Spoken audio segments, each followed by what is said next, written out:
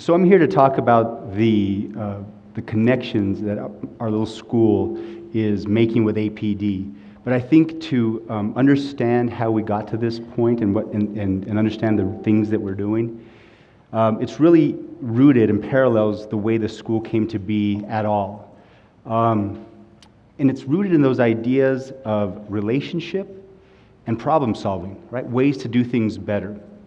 So the story of our little school is tied to my story. My story is not the story of the school, but it gives a good indication, it gives a good example of why it started.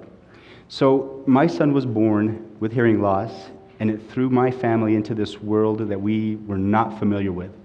And I got to be real honest, we didn't pay attention to it before we were in it.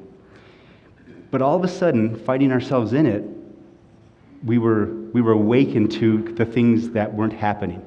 So for the first 5 years of Ben's life, we were in and out of different educational systems, some okay, some not really good, and we knew within 5 years, by the time he turned 5, that things had to be different. And so we found ourselves sitting at our kitchen table with well-intended, big-hearted educators and a lot of desperate parents looking for a better way. And so that's how our school, that was the inception of our school. Those discussions turned into applying for and writing a charter application and getting it approved. So the school is rooted in the right place. It's based on the ideals of what should be happening around these kids, and it was brought to life by the relationships of the people that were at that table. So as we got approved and started the school, I don't think any of us understood what we were giving up what a school gives up when they become, or what people give up when they become an independent charter school. Because once you step away from the district, you give away an infrastructure that you kind of take for granted, right? You give away things around facility, maintenance, and security.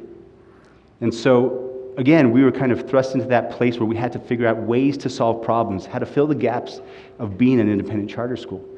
So, again, we turned to the things that we knew, the relationships. We reached out to different organizations around our area in the community, different folk to come and help us kind of fill those things that we had taken for granted when we left the district.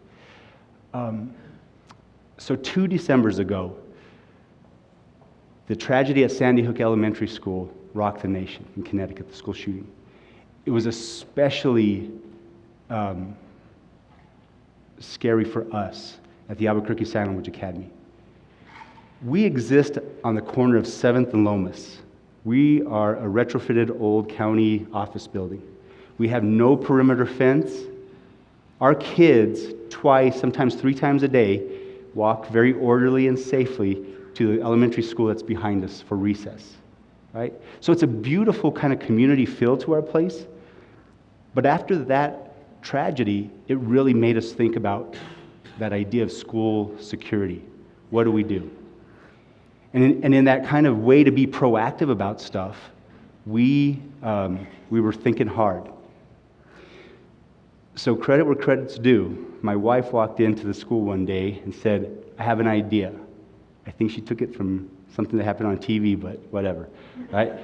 And she said, and we jumped on it because it was the right idea.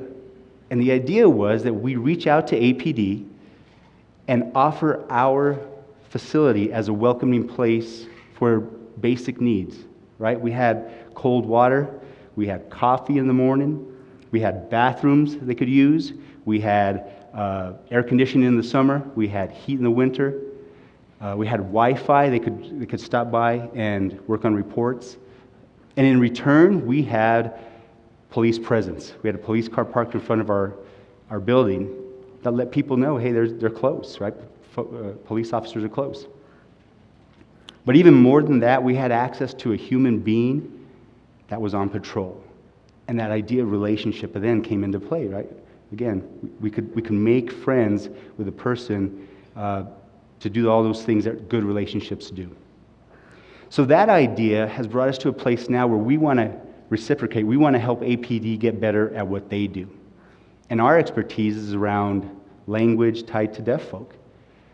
So what we're trying to do now is set up a training plan where we can step in and train APD in fundamental language around American Sign Language for deaf folk to help them do their job better. Because when you think about it, right, the tension associated with a routine traffic stop, right, and connect that to a person who can't attend to verbal commands and doesn't have the ability to maybe tell you why they can't attend to a verbal command, that's just a recipe for disaster. So we want to get ahead of that and help out in that area.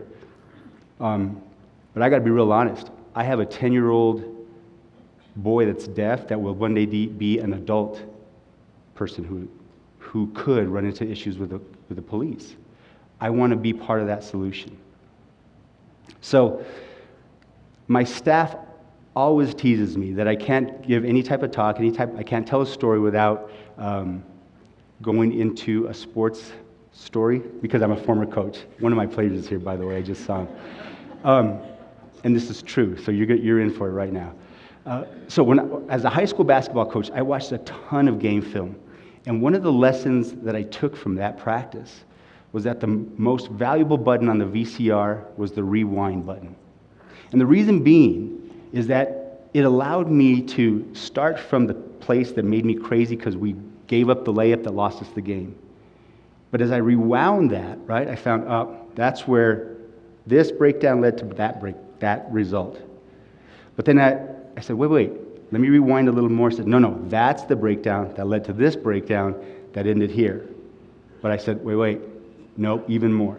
So I was able to go back and find the root, right, the cause that started. This is where it started. This caused this breakdown to that bad result. So as I think about the things we're doing with APD, I ask myself, am I going far enough in solving this problem that addresses a root? And I think if I'm not all the way there, I think I'm close. And the reason being because what we're trying to establish with APD is a relationship, a healthy relationship that does those things, right? Dispels fear, builds trust, attacks ignorance, all those things. We want APD as our protectors in our community.